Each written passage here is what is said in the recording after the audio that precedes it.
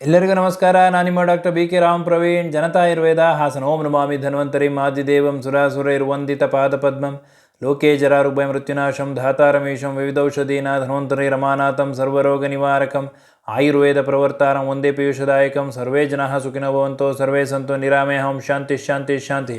ವೀಕ್ಷಕರೇ, ಆಂಗ್ಸೈಟಿ, ಆತಂಕ, ಹೆಚ್ಚಾಗಿ ಆಂಗ್ಸೈಟಿ ನೀವು ತಗೊಂತು ಅಂತಂದರೆ ನಿಮ್ಮ ಡೈಜೆಸ್ಟಿವ್ ಸಿಸ್ಟಮ್ ಹಾಳಾಗೋಗುತ್ತೆ.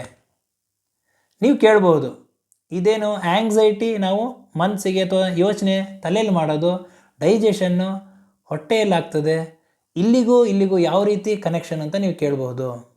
ಇದಕ್ಕೆ ಗಟ್ ಬ್ರೈನ್ ಆಕ್ಸಿಸ್ ಅಂತ ಹೇಳ್ತಾರೆ. ನಿಮ್ಮ ಮೈಂಡ್ಗೂ ನಿಮ್ಮ ಆಂಗ್ಸೈಟಿಗೂ ನಿಮ್ಮ ಡೈಜೆಷನ್ ಸಿಸ್ಟಮ್ಗೂ ಒಂದಕ್ಕೊಂದು ಕನೆಕ್ಷನ್ ಇದೆ. ನೀವು ಯಾವಾಗ ಆಂಗ್ಸೈಟಿಯಿಂದ ಇರ್ತೀರೋ, ಆತಂಕ ಇರ್ತಿರೋ, ಹೆಚ್ಚಾಗಿ ಆತಂಕ ತಗೋತಿರೋ ಅಂಥ ಒಂದು ಸಂದರ್ಭದಲ್ಲಿ ನಿಮ್ಮ ದೇಹದಲ್ಲಿ ಸ್ಟ್ರೆಸ್ ಹಾರ್ಮೋನ್, ಒತ್ತಡದ ಹಾರ್ಮೋನ್ಗಳಾದ ಅಡ್ರಿನಾಲಿನ್ ಹಾಗೂ ಕಾರ್ಟಿಸಾಲ್ಗಳ ಉತ್ಪಾದನೆ ಹೆಚ್ಚಾಗ್ತದೆ. ಅದು ನೇರವಾಗಿ ನಿಮ್ಮ ಡೈಜೆಷನ್ ಸಿಸ್ಟಮ್ ಮೇಲೆ ಪರಿಣಾಮ ಬೀರ್ತದೆ. ಹಾಗಾಗಿ ಆಹಾರ ಸರಿಯಾಗಿ ಜೀರ್ಣ ಆಗೋದಿಲ್ಲ, ಗ್ಯಾಸ್ಟ್ರೈಟಿಸ್ ಆಗ್ತದೆ, ಹುಳಿ ತೇಗ್ ಬರ್ತದೆ, ಎದೆ ಉರಿ ಇರ್ತದೆ, ಹೊಟ್ಟೆ ಉರಿ ಇರ್ತದೆ, ಮಲೆಬದ್ಧತೆ ಇರ್ತದೆ, ಹಾಗೂ ಹೊಟ್ಟೆ ಉಬ್ಬರ ಇರ್ತದೆ, ಗ್ಯಾಸ್ ಸರಿಯಾಗಿ ಪಾಸ್ ಆಗೋದಿಲ್ಲ, ಮೋಷನ್ ಸರಿಯಾಗಿ ಹೋಗೋದಿಲ್ಲ.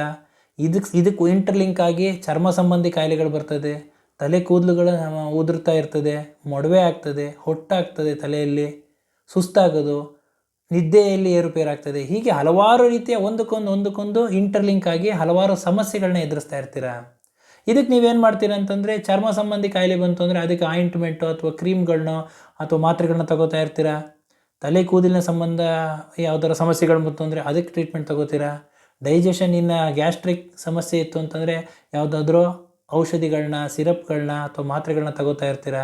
ಆದರೆ ಇದರಿಂದ ನಿಮಗೆ ಯಾವುದೇ ರೀತಿಯ ನಿಮಗೆ ಗುಣ ಆಗಿರೋದಿಲ್ಲ. ನಿಮ್ಮ ಮೊಟ್ಟ ಮೊದಲು ನೀವೇನು ಮಾಡಬೇಕು ಅಂತಂದರೆ ನಿಮ್ಮ ಆಂಗ್ಸೈಟಿ ಕಡಿಮೆ ಮಾಡ್ಕೋಬೇಕು. ಅದಕ್ಕೆ ಏನಂತ ಹೇಳಿದ್ದಾರೆ ಅಂತಂದರೆ, ಹರಿ ವರಿ ಕರಿ.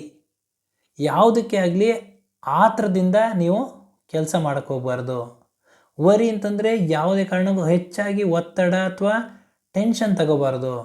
ಕರಿ ಅಂತಂದರೆ ಕರ್ದಿರೋ ಪದಾರ್ಥಗಳನ್ನ, ಮಸಾಲೆ ಪದಾರ್ಥಗಳನ್ನ, ಡೀಪ್ ಫ್ರೈಡ್ ಮಾಡಿರ್ತಕ್ಕಂಥ ಪದಾರ್ಥಗಳನ್ನ ಹೆಚ್ಚು ಸೇವನೆ ಮಾಡಬಾರ್ದು. ಇವನ್ನ ನೀವು ಸೇವನೆ ಮಾಡ್ತು ಅಂತಂದರೆ ನಿಮ್ಮ ಡೈಜೆಷನಲ್ಲಿ ಏರುಪೇರಾಗ್ತದೆ. ಇವೆಲ್ಲದಕ್ಕಿಂತಲೂ ಹೆಚ್ಚು ಅಂತಂದರೆ ಆಂಗ್ಸೈಟಿ. ನೀವು ಯಾವಾಗ ಆಂಗ್ಸೈಟಿ ಹೆಚ್ಚಾಗಿ ತಗೋತಿರೋ ನೇರವಾಗಿ ಡೈಜೆಷನ್ ಸಿಸ್ಟಮ್ ಮೇಲೆ ಪರಿಣಾಮ ಬೀರ್ತದೆ. ಅಬ್ಡಾಮಿನಲ್ ಡಿಸ್ಕಂಫರ್ಟ್, ಹೊಟ್ಟೆಯಲ್ಲಿ ಏನೋ ಒಂಥರ ಅನ್ನಿಸ್ತಾ ಇರ್ತದೆ, ಡಿಸ್ಕಂಫರ್ಟ್ ಇರ್ತದೆ. ಅವ್ರು ನೋಡಿದ್ರೆ ಗೊತ್ತಾಗ್ಬಿಡ್ತದೆ ಅವರು ಜೀರ್ಣಕ್ರಿಯೆ ಸರಿಯಾಗಿ ಆಗಿಲ್ಲ, ಒದ್ದಾಡ್ತಾ ಇರ್ತಾರೆ.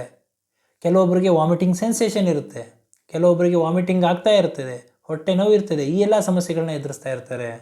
ಇನ್ನು ಆ್ಯಸಿಡ್ ರಿಫ್ಲೆಕ್ಸ್, ಕೆಲವೊಬ್ಬರಿಗೆ ತೇಗ್ ಬಂದರೆ ಹುಳಿ ತೇಗ್ ಬರ್ತಿರ್ತದೆ, ಗಂಟ್ಲೆಲ್ಲ ಖಾರ ಆಗ್ತಾ ಇರ್ತದೆ, ಆಹಾರ ತಿಂದ ಆಹಾರ ಅನ್ನ ಹಾಗೆ ಬರ್ತಾ ಇರ್ತದೆ, ಪಿತ್ತ ಜಾಸ್ತಿ ಆಗಿರ್ತದೆ, ಎದೆ ಉರಿ ಇರ್ತದೆ, ಹಾಗೂ ಹೊಟ್ಟೆ ನೋವು ಇರ್ತದೆ. ಈ ಎಲ್ಲ ಸಮಸ್ಯೆಗಳನ್ನ ಎದುರಿಸ್ತಾ ಇರ್ತಾರೆ. ಇನ್ನು ಚೇಂಜಸ್ ಇನ್ ಬವೆಲ್ ಹ್ಯಾಬಿಟ್ಸ್ ಅಂತಂದರೆ ಮಲವಿಸರ್ಜನೆಯಲ್ಲಿ ವ್ಯತ್ಯಾಸ ಇರ್ತದೆ. ಕೆಲವು ಸಮಯ ಲೂಸ್ ಮೋಷನ್ ಆಗ್ತಿರ್ತದೆ, ಕೆಲವು ಸಮಯ ಕಾನ್ಸ್ಟಿಪೇಷನ್ ಮಲಬದ್ಧತೆ ಇರ್ತದೆ, ಕೆಲವೊಂದು ಸಮಯ ಎರಡು ಏರುಪೇರು ಆಗ್ತಾ ಇರ್ತದೆ, ಕೆಟ್ಟ ದುರ್ವಾಸನೆ ಇರ್ತದೆ. ಮಲವಿಸರ್ಜನೆ ಆದಾಗ ಕೆಟ್ಟ ದುರ್ವಾಸನೆ ಇರ್ತದೆ. ಈ ಎಲ್ಲ ಲಕ್ಷಣಗಳು ಕಾಣಿಸ್ಕೊಳ್ತದೆ. ಇನ್ನು ಚೇಂಜಸ್ ಇನ್ ಅಪಟೈಟ್ ಅಂದರೆ ಅವರ ಆಹಾರದಲ್ಲೂ ಹೊಟ್ಟೆ ಹಸುವಲ್ಲೂ ವ್ಯತ್ಯಾಸ ಆಗ್ತಿರ್ತದೆ. ಯಾವಾಗ ನೀವು ಆಂಗ್ಸೈಟಿಯಿಂದ ಇರ್ತೀರೋ ಅಂಥದ್ರಲ್ಲಿ ಎಮೋಷನಲ್ ಈಟಿಂಗ್ ಅಂತ ಹೇಳ್ತಾರೆ. ಅವಾಗ ಹೆಚ್ಚಾಗಿ ಊಟ ಮಾಡ್ತೀರಾ, ಆಹಾರ ಹೆಚ್ಚು ಸೇವನೆ ಮಾಡಿಬಿಡ್ತಾರೆ. ಹಾಗೂ ಯಾವಾಗ ಸ್ಟ್ರೆಸ್ಸಲ್ಲಿ ಇರ್ತಾರೋ ಅಂಥ ಸಮಯದಲ್ಲಿ ಕೆಲವೊಬ್ಬರು ಆಹಾರ ಕಡಿಮೆ ಸೇವನೆ ಮಾಡ್ತಿರ್ತಾರೆ. ಇನ್ನು ಕೆಲವ್ರಿಗೆ ಏನಾಗ್ತದೆ ಅಂತಂದರೆ, ಈ ಒತ್ತಡ ಟೆನ್ಷನ್ ಇದ್ದ ಸಮಯದಲ್ಲಿ ಹೊಟ್ಟೆ ಹಸುವೆ ಆಗೋದಿಲ್ಲ. ಆ ಸಮಯದಲ್ಲಿ ಕರೀದಿರ್ತಾರೆ ಮನೆಯಲ್ಲಿ ಊಟ ಮಾಡಿ ಅಂತ, ಊಟ ಸೇರಲ್ಲ ಅಂತಿರ್ತಾರೆ, ಸಮಯ ಹೋಗ್ತಾ ಇರ್ತದೆ, ಗ್ಯಾಸ್ ಕಲೆಕ್ಷನ್ ಆಗ್ತಾ ಇರ್ತದೆ, ಹೊಟ್ಟೆಯಲ್ಲಿ ಹಲವಾರು ಸಮಸ್ಯೆಗಳು ಉದ್ಭವ ಆಗ್ತದೆ. ಇನ್ನು bloating of abdomen or gas ಅಂತ ಕರೀತಾರೆ. ಯಾವಾಗ ನೀವು ಆಂಗ್ಸೈಟಿ ಹೆಚ್ಚಾಗಿ ತಗೋತಿರೋ ಈ ಒತ್ತಡದ ಹಾರ್ಮೋನ್ ನೇರವಾಗಿ ಹೊಟ್ಟೆಯ ಮೇಲೆ ಪರಿಣಾಮ ಬೀರೋದ್ರಿಂದ ಆಹಾರದಲ್ಲಿ ವ್ಯತ್ಯಾಸ ಆಗ್ತದೆ, ಮಲವಿಸರ್ಜನೆಯಲ್ಲಿ ವ್ಯತ್ಯಾಸ ಆಗ್ತದೆ, ಹಾಗೂ ಜೀರ್ಣಕ್ರಿಯೆಯಲ್ಲಿ ವ್ಯತ್ಯಾಸ ಆಗ್ತದೆ. ಹೊಟ್ಟೆ ಉಬ್ಬರ ಬರ್ತದೆ, ಮಲವಿಸರ್ಜನೆ ಸರಿಯಾಗಿ ಆಗೋದಿಲ್ಲ, ಗ್ಯಾಸ್ ಸರಿಯಾಗಿ ಪಾಸ್ ಆಗೋದಿಲ್ಲ. ಈ ಎಲ್ಲ ಸಮಸ್ಯೆಗಳು ಉದ್ಭವ ಆಗ್ತದೆ. ಇನ್ನು ಇರಿಟಬಲ್ ಬವಲ್ ಸಿಂಡ್ರೋಮ್ ಅಂತ ಹೇಳ್ತಾರೆ, ಅಂತಂದರೆ IBS ಅಂತ ಹೇಳ್ತಾರೆ. ಮಲವಿಸರ್ಜನೆ ಕೆಲವೊಂದು ಸತಿ ಲೂಸ್ ಮೋಷನ್ ಆಗ್ತದೆ, ಕೆಲವೊಂದು ಸತಿ ಈ ಒಂದು ಕಾನ್ಸ್ಟಿಪೇಷನ್ ಆಗ್ತದೆ, ಕೆಟ್ಟ ದುರ್ವಾಸನೆ ಇರ್ತದೆ, ಮಲ ವಿಸರ್ಜನೆ ಆಗಬೇಕಾದ್ರೆ ಉರಿ ಇರ್ತದೆ, ನೋವು ಇರ್ತದೆ, ಈ ಎಲ್ಲ ಸಮಸ್ಯೆಗಳನ್ನ ಎದುರಿಸ್ತಾ ಇರ್ತಾರೆ. ಹಾಗಾದರೆ ಇದಕ್ಕೆ ಏನು ಮಾಡಬೇಕಪ್ಪ ಅಂತಂದರೆ, ನೀವು ಆ್ಯಂಗ್ಸೈಟಿನ ದೂರ ಮಾಡ್ಕೋಬೇಕು. ಸರಿಯಾದ ಸಮಯಕ್ಕೆ ಆಹಾರ ಸೇವನೆ ಮಾಡಬೇಕು. ಊಟ ಮಾಡಬೇಕಾದ್ರೆ ಮೊಬೈಲ್ ನೋಡೋದು, ಟಿ ವಿ ನೋಡೋದು, ಎಲ್ಲ ಹಾಸಿಗೆ ಮೇಲೆ ಕೂತ್ಕೊಂಡು ಊಟ ಮಾಡೋದು, ಮಲ್ಕೊಂಡು ಊಟ ಮಾಡೋದು, ಏನೋ ಯೋಚನೆ ಮಾಡ್ತಾ ಊಟ ಮಾಡೋದು, ಈ ಥರ ಎಲ್ಲ ಮಾಡ್ತಾಯಿದ್ರೆ ಇದನ್ನು ಯಾವುದೇ ಕಾರಣಕ್ಕೂ ಮಾಡಬೇಡಿ. ಇದನ್ನೆಲ್ಲ ಬಿಡಿ. ಆಹಾರ ಸೇವನೆ ಮಾಡಬೇಕಾದ್ರೆ ಅದರ ಮೇಲೆ ನಿಮಗೆ ನಿಗಾ ಇರಬೇಕು. ಆಹಾರ ಸೇವನೆ ಮಾಡಬೇಕಾದ್ರೆ ಒಂದು ತದೇಕ ಚಿತ್ತದಲ್ಲಿ ಒಂದೇ ಮನಸ್ಸಿನಲ್ಲಿ ಆಹಾರ ಸೇವನೆ ಮಾಡಬೇಕಾಗ್ತದೆ. ಕೆಲವೊಬ್ಬರು ಆತಂಕದಲ್ಲಿ ಬೇಗನೆ ಆಹಾರ ಸೇವನೆ ಮಾಡ್ತಾರೆ. ಅದು ತಪ್ಪು. ನಿಧಾನವಾಗಿ ಆಹಾರ ಸೇವನೆ ಮಾಡಬೇಕು. ಸರಿಯಾಗಿ ಆಹಾರವನ್ನು ಅಗಿದು ಸೇವನೆ ಮಾಡಬೇಕಾಗ್ತದೆ. ಹಾಗೂ ಊಟ ಆದ ನಂತರ ಸ್ವಲ್ಪ ದೂರ ವಾಕಿಂಗ್ ಮಾಡಬೇಕಾಗ್ತದೆ. ಆದಷ್ಟು ನೀವು ಯೋಗ, ಪ್ರಾಣಾಯಾಮ, ಧ್ಯಾನ ಇವುಗಳನ್ನು ಮಾಡಬೇಕು. ರೆಗ್ಯುಲರ್ ಒಂದು ಎಕ್ಸಸೈಸ್ ಮಾಡಬೇಕಾಗ್ತದೆ.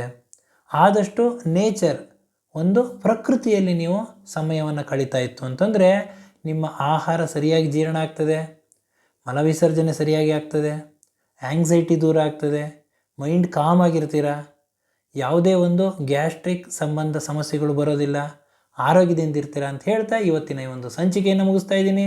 ನನ್ನ ಈ ವಿಡಿಯೋ ತಮಗೆ ಇಷ್ಟವಾಗಿದ್ದಲ್ಲಿ ಲೈಕ್ ಮಾಡಿ, ಶೇರ್ ಮಾಡಿ ಹಾಗೂ ನನ್ನ ಎಲ್ಲ ಮುಂದಿನ ವಿಡಿಯೋಗಳಿಗಾಗಿ ಸಬ್ಸ್ಕ್ರೈಬ್ ಮಾಡಿ. ಧನ್ಯವಾದಗಳು.